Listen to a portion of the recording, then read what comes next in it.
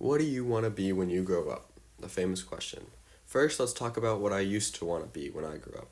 Like most kids, I wanted to be a professional athlete when I grew up. But not just that, I wanted to be the first person ever to play both professional hockey and soccer. I dreamed of playing in the NHL and MLS and breaking every record. But not everything lasts, and I began to see the unrealistic goal I had set for myself around middle school. By this time, my sister was preparing to go to college and wanted to become a nurse. Inspired to also be in the healthcare industry, I told my parents I was going to be a doctor. Even better, I said I was going to be an anesthesiologist.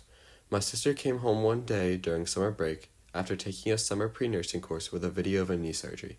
To say the least, I no longer had the desire to be a doctor. Flash forward to my freshman year, the question I was asked all the way back in kindergarten began to rise again. What do you want to be when you grow up? I thought and thought. I knew I wanted to be in the healthcare industry in some way, but knew I wouldn't want to be a doctor. Instead, I began to research and take career tests. What came up? A dentist. Since this moment, I have never looked back. I began to research dentistry and made it my passion.